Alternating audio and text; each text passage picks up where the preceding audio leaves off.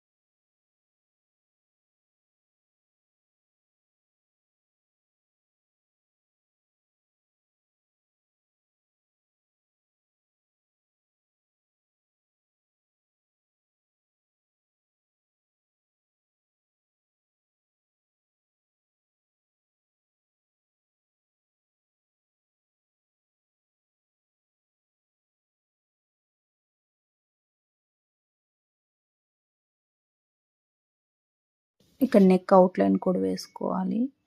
తర్వాత బ్రైడ్కి గ్రూమ్కి ఇద్దరికి ఫేస్ ఎక్కడైతే స్కిన్ మనకి ఎక్స్పోజ్ అవుతుందో అక్కడంతా వేయండి. అలాగే పూలదండలకు నేను రెడ్ వైట్ కాంబినేషన్లో వేశాను. అండ్ ఇక్కడ అబ్బాయి బొమ్మకు వచ్చేసి నేను ఇట్లా షర్ట్ వేయడం కోసం షర్ట్ షేప్లో అది అవుట్లైన్ గీసుకుంటాను. ఇక్కడ వచ్చేసి నేను అవుట్లైన్ గీసుకున్న దాన్ని కట్ చేసుకొని దీన్ని ఫెవికాల్ వేసి పేస్ట్ చేస్తాను అనమాట. సో అది ఊడరాదు. దాని మీద నేను మెటాలిక్ సిల్వర్ కలర్ ఉంటుంది కదా, సిల్వర్ కలరును గోల్డ్ కలర్ కాంబినేషన్లో దాన్ని పెయింట్ చేస్తే అది మనకు చూడడానికి పట్టు షైన్ వస్తుంది. ఇది ఉత్తరిని ఉంటుంది కదా, అవి ప్లీటింగ్ లాగా ఓ 3-4 ప్లీట్స్ వేసుకొని అది కూడా స్టిక్ చేసుకోవాలి ఫెవికాల్ తోటి. అండ్ స్టిక్ చేస్తే పోతుంది అనిపిస్తే కొంచెం లైట్గా స్టిచ్ చేయండి. నేనైతే కొంచెం స్టిచ్ చేశాను పైన మాత్రమే, మిగతా అంతా పేస్ట్ చేశాను. సో ఈ పట్టు షైన్ రావడం కోసం gold and silver colour use చేసి రెండు బ్లెండ్ చేశాను అనమాట ఇక్కడ.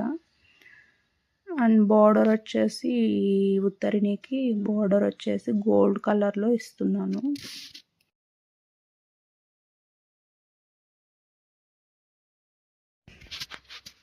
ఈ బ్లాక్ కలర్ అనేది లైట్గా ఒక 1 డ్రాప్ అట్లా వాటర్ వేసుకొని స్మూత్ పేస్ట్ లాగా చేసుకోవాలి.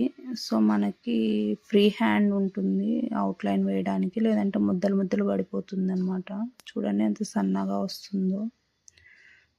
సో మొత్తం అట్లా అవుట్లైన్ అంతా ఇచ్చేసుకోవాలి. ఇప్పుడు హెయిర్ స్టిచ్ చేసుకోవడం కోసం సాటిన్ స్టిచ్ సేమ్ యూస్ చేసుకొని సాటిన్ స్టిచ్ తోటి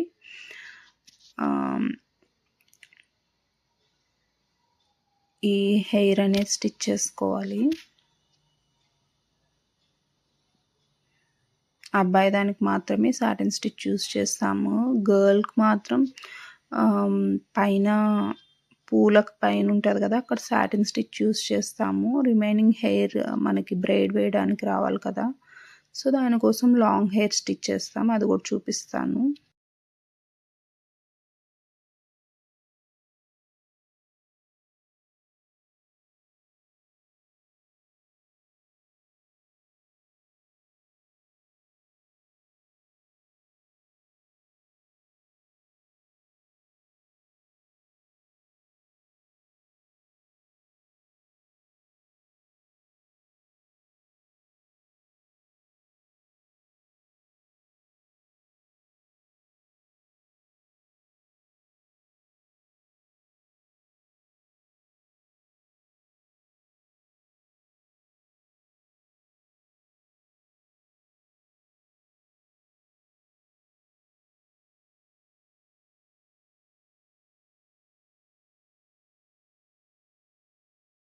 ఇక్కడొచ్చేసి హెయిర్ అనేది లెంత్ రావడం కోసం ఇక్కడ నీడిల్‌ని మనం అటు ఇటు పెట్టుకుంటున్నాము. ఆ మధ్యలో ఉన్న నీడిల్‌కి మనం హెయిర్ అనేది దూరుస్తామన్నమాట.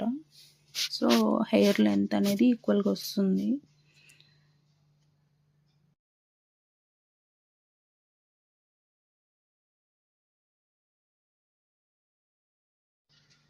సో, ఇక్కడొచ్చేసి హెయిర్ అనేది నీడిల్‌లోంచి తీసుకొచ్చాం కదా! స్ట్రాండ్ అనేది. తర్వాత ఆ స్ట్రాండ్స్ అటు ఇటు కదలకుండా ఉండడం కోసం వాటిల మీద కూడా ఒక చిన్న టాకాలాగా వేస్తాము.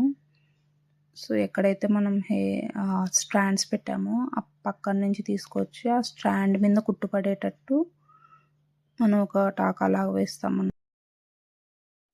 అండ్ ఇక్కడొచ్చేసి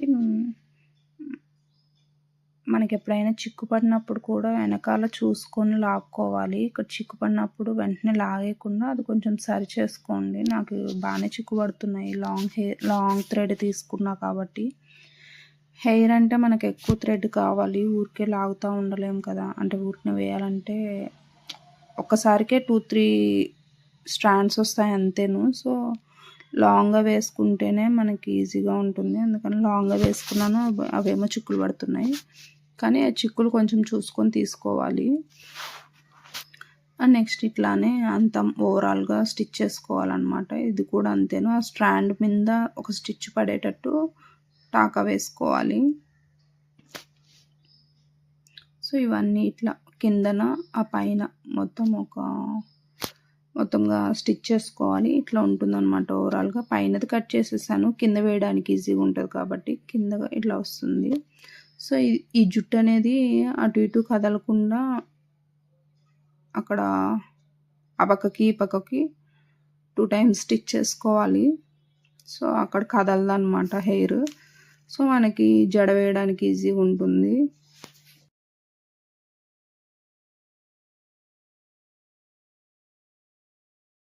ఈ జడ మీకు వేయడం వస్తుందని అనుకుంటున్నా. 3 పాయల్లాగా తీసుకొని అవి అటొకసారి ఇటొకసారి 3 యూస్ చేసి బ్రైడ్ చేయాలి.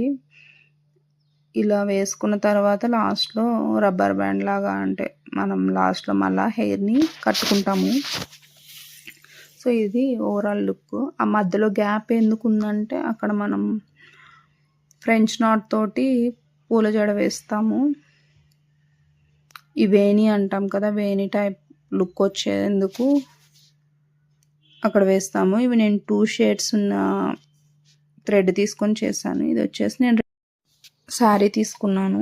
శారీకి ఇవి వచ్చి కుచ్చులాగా పెట్టేసుకొని కుట్టుకోవాలి. నేను ఇది ఎందుకు ఫాస్ట్ చూపిస్తున్నా అంటే చాలా టైం టేకింగ్ అనమాట. మరి వీడియోలు ఎంత ఎక్కువ అవుతుందని. కట్టు చెరుగు వచ్చేసి ఇలా పెట్టేసుకొని అవి స్టిచ్ చేసుకోవాలి. ఒకవేళ మీకు కావాలంటే స్లో మోషన్లో పెట్టుకొని కూడా చూసుకోవచ్చు.